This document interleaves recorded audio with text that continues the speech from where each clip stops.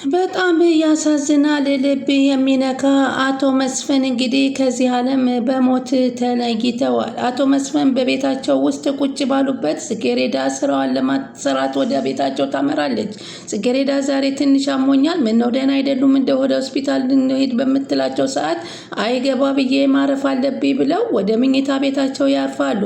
እንግዲህ ስራሽን ከጨረሽ አንቺም ወደ ትምህርት ቤትሽ እንድትሄጂ በማለት ይነግሯታል። እሷም ወደ ትምህርት ቤቷ በምትሄድበት ጊዜ መንገድ ላይ ሁና ግን ፈጽሞ ሊያስችላት ስላልቻለ ወደ ልጁ ትደውላለች።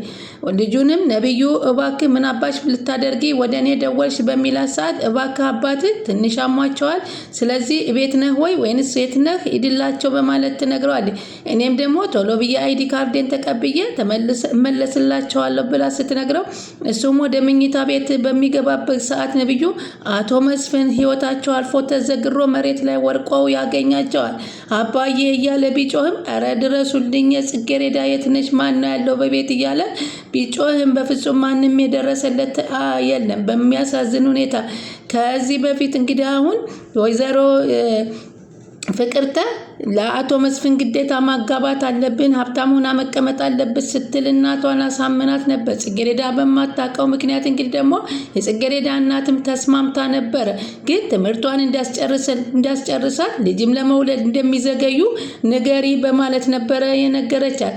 እንዴት እንዴት ያለሽ ሀብታም አግብታ ተሞላቃ እየኖረ በምንድን ነው ትምህርቷን ትጨርስ ልጅስ እንዳትወልድ ብለሽ የምትለው እንደፈለገች እኮ ስፈልግ አውሮፓ ስፈልግ አሜሪካ እያለች የምትኖር ልጅ ናት። አንቺ እድሏን አታሰናክሪባት በማለት ስታስጨንቃት እናትም እሺ ብላ ተስማምታ ነበር። ጽጌሬዳ ግን ይህን ነገር ሁሉ የምታውቀው ነገር አልነበረባትም።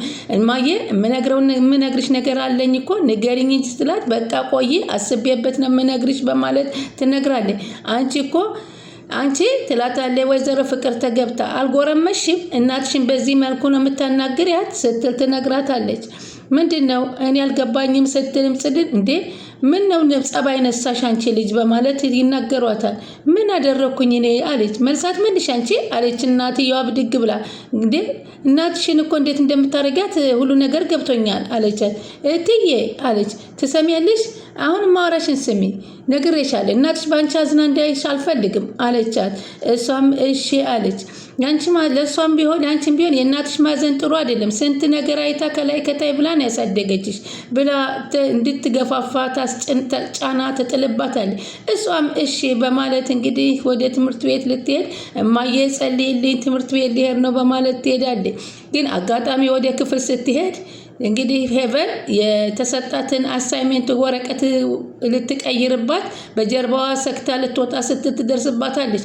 ምን ልታደርጊ ነው ከክላስ የገባሽው ስትላትም ምንም አይደለም የሆነ የሲም ካርድ ማውጫ ብረት አላየሽም እሱ ጠፍቶኝ ነው አለቻት። አላየሁም ስትላት ወጣች። ወስዳ ማስቀይራ ሰጣባት። በትምህርቱ ዝቅተኛ ውጤት በማምጣቷ በጣም እያለቀሰች ነበርና ጽጌሬዳ ያማላልፍ ብሎ ይህንን ሄዶ ሲነገረው ደግሞ አቶ ነቢሉ ቤት ውስጥ ሄዶ የአይዲ ካርዷን ፖርሳ ውስጥ ከነሱ ቤት ስራ እየሰራች ባለችበት ሰዓት አይዲ ካርዷን ሰርቋት ሲሄድ እንግዲህ ይህንን ነገር ወስዶ ግን ትምህርት ቤት ልትገባ ስትል የአይዲ ካርድ ስለሌለሽ አትገቢም ተብላ በር ላይ እያለቀሰችም ነበረ። ሰላም ወደ ቻናሌ ተከታታዮች ሰላማችሁ በያላችሁበት ይብዛል። ለቻናሌ አዲስ የሆናችሁ ሰብስክራይብ፣ ላይክ፣ ሼር እያደረጋችሁ አበረታቱኝ። ጽጌሬዳ በጣም አሳዛኙና ልብ አንጠልጣዩ ቀጣይ ፓርቲ ይዘንላችሁ በዚህ ፓርቲ በጣም የሚያሳዝነው የአቶ መስፍን ህልፈተ ህይወት ነው። አቶ መስፍን እንግዲህ በቤታቸው ቁጭ ባሉበት ምንም ነገር ሳይሆኑ ድንገተኛ ህመም ደርሶባቸው ወደ መኝታቸው ባመሩበት ሰዓት ግን በዛው ምንም ሳይነቁ እንዳሸለቡ ነው። በዚህም ጊዜም ልጁም ደርሶ ቢያያቸውም በፍጹም ሊያስዳድናቸውም አልቻለም። ከሐኪም ቤትም ሳይደርሱ ህይወታቸው አልፏል። ጽጌሬዳ በጣም እየተናደደች መንገድ ላይ ስትሄድ ባለችበት ጊዜ ዮናስ ያገኛታል። እኔ ማንም ይረዳኝ የለም እኔ ጥፋተኛ ነኝ እንደያለች እኔ ስሜት የሌለኝ ነው እንደሚመስላችሁ እያለች ስታለቅስ ቢከፋኝም ቢርበኝም ይረዳኝ የለም እኔ ስንት ነገር ለማን ነው የምኖርለት እያለች ጽጌሬዳ አለና ቅፍ አደረጋት። ዮናስ አንቺ ያለሽበት ሁኔታ እኔ ይገባኛል፣ እኔ እረዳሻለሁ። ማንቺም ለነፍሰው ለማላንቺ ስሜት ግድ የሌለው ይሆናል፣ እኔ ግን ላንቺ ስሜት ግድ አለኝ እረዳሻለሁ ሲላት በጣም ደስ አላትና ቅፍ አደረጋት። ትረዳኛለህ? እውነትህን ነው? ለእኔ ስሜት አለ ስትል አዎ ትረዳኛለህ? አዎ እረዳሻለሁም በማለት ሲላት እንዴት አለችው። ምንም ነገር መደበቅ አትፈልጊ፣ አትደብቂ። አንቺ ለመደበቅ ብታስቢም የማይደብቁ አይኖችሽ አሉ፣ ምልክቶቹ ከአይኖችሽ ይታያሉ ሲል ተናገራት። በጣም አመሰግናለሁ አለችው እና በይሺ አሁን ነይና ትንሽ እዛ እኔን ታምኛለሽ ሲላት አምናሃለሁ አለችው። የዚህን ጊዜ ውስጧን ሊያዳምጣት ተጠጋ ዮናስ። እንግዲህ በቤቱ ውስጥ እናቷ ጋራ አንድ የማታውቀው ነገር እየተፈጠረ እንዳለ ትነግረዋለች። እናቴ ምን እንደሆን ባላቅም በስልኳ እናቴና እኔ መካከል ሊያጣሉን የሚገምቱ ሰዎች አሉ። እኔና እናቴ አለመግባባት ተፈጥሯል። በመካከላችን ሰዎች እየገቡብን ነው። የተፈጠረ ችግር አለ ወይ ሲላትም ማን እንደሆነ ባላቅም የሆነ ሰው እኔ ፍቅረኛ እንዳዝኩኝ የሚነግራት ሰው አለ በማለት ማን ይመስልሻል አላት። እኔና እናቴ ከሰው ቤት ነው የምንሰራው፣ ግን እናቴ ሰው ቤት ተቀጥራ እየሰራች ነው ያሳደገችኝ እና አላት። እናማ የምንኖርበት ቤት ውስጥ ሄቨን የምትባል ልጅ አለች። ከልጅነታችን ጀምሮ አንስማማም ከሷ ጋር ትለዋለች። ትንሽ ኃይለኛ ናት ማለት የሆነ ነገር አድርጊ ብላኝ ካላደረኩኝ ወይ ነገር ስሪ ብላኝ ካልሰራው እኔ ነው ንዴቷን የምትወጣው እና እሷን ልትሆን ትችላለች ብዬ ጠርጥሬያት ነበር፣ ግን እሷ ደግሞ ተሻሽላለች አለች። ያላወቀቻትን ሄቨን ግን ማን ሊሆን ይችላል? በዚህ ጊዜ እናቴ ስልክ የሚያዋራ ሰው ማን ሊሆን ይችላል?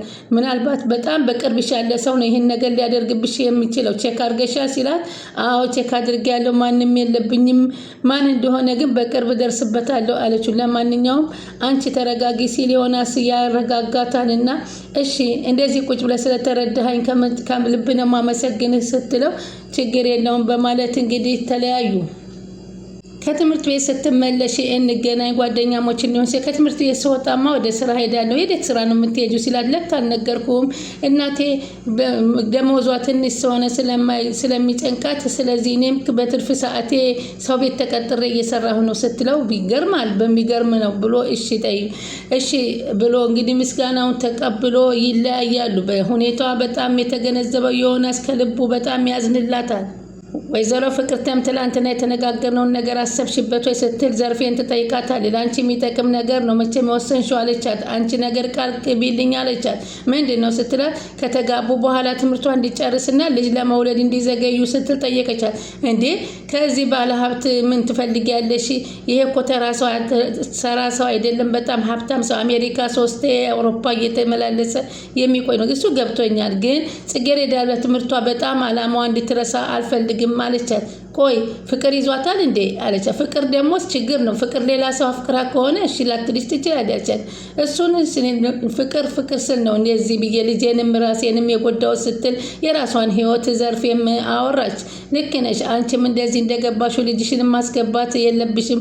እሷም በዚህ ነገር ደግሞ ካሰንሽ የራስሽ ውሳኔ ነው አለቻት።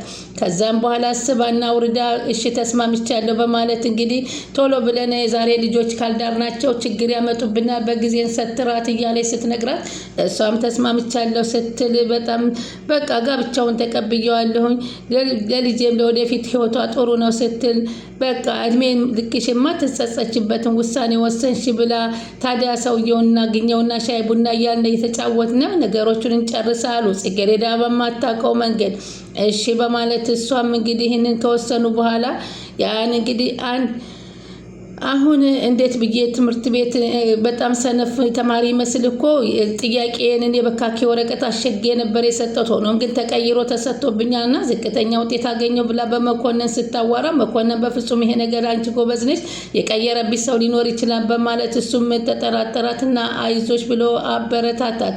እንግዲህ ወይዘሮ ሄቨንም ሰራሁላት ይሄውልህ አሳይመንት ወረቀቷን ቀይሬባት መጣሁ በማለት ስትነግረው አሁን ውጤቷ ዝቅተኛ ሲሆን በጣም ትበሳጫለች።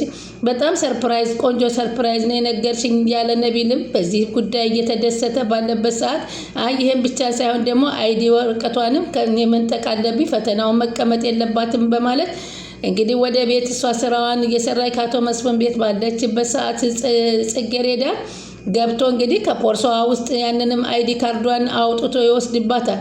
በዚህን ጊዜ ምንም አላወቀችም። ትምህርት ቤት ገበታዋ ላይ ሄዳ ልትገባ ስትል በር ላይ የአይዲ መታወቂያ የለሽም አትገቢም ተብላ ትታገዳለች። ማን ወሰደው በማለት እያለቀሰች እያለች እየሮጠ ሄዶ አሁንም ይደርስባትና እንዴት እንደዚህ ትያለሽ? ማን ነው እንደዚህ ያደረገብሽ አላት። እና እንግዲህ በዚህን ሰዓት በጣም እንትን ምን ይሻለኛል በማለት ነበር። አሁንም ከዛ በኋላ እንዴት ማን ሊወስድ ይችላል? እኔና ትምህርት ቤት ሄደን ጓደኞችሽ በአካባቢ ያሉትን እንጠይቃቸው እያለ ሲላት በለቅሶ ውሃ እየታጠበች ነበር። በዚህን ጊዜ አሁን ፈተናው ላይ እንደማትገኝ ስታቅ ያለቀሰች ባለችበት ሰዓት ያልታሰበው ደግሞ የታጨላትና ልታገባው የተወሰነላት አቶ መስፍን ከዚህ ዓለም በሞት በመለያታቸው እንግዲህ አይደለም እሷ መፈተን ልጁም ራሱ ነቢዩ ሳይፈተን ከፈተናው ቀረ። ለእሷ የዘረጋውም ገመል ለራሱም ተጎንጉኖ በራሱ ላይም ነበረ የደረሰበት።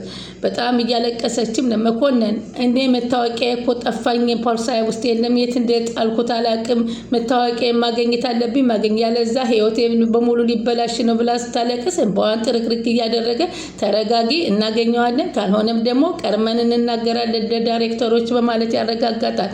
አንተ ግን ይለዋል የምትሰራው ስራ በጣም ዝቅተኛ የሆነ ስራ ነው። እንዴት ከአንዲት ተራ ልጅ ጋር ከሴት ልጅ ጋር እንዴት ልክ ትጋባለህ? በማለት መኮንንም ነብዩንም ይናገራል። ከዚህ በኋላም ከትምህርት ቤት ስለምትባረር በፍጹም የልጅ ስራ ነው አለ። የልጅ ስራ ማለት ምንድነው? ምን ለማለት እየሞከርክ ነው አለው።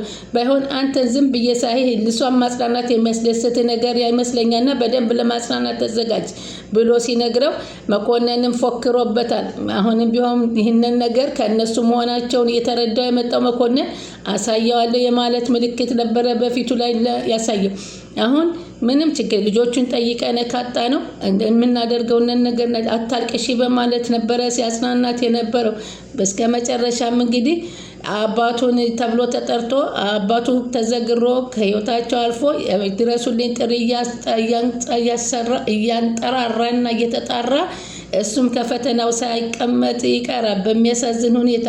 ስለምትከታተሉን ከልብ እናመሰግናለን። የአቶ መስፍን ህልፈተ ህይወት ግን በጣም ያሳዝናል ማለት ነው።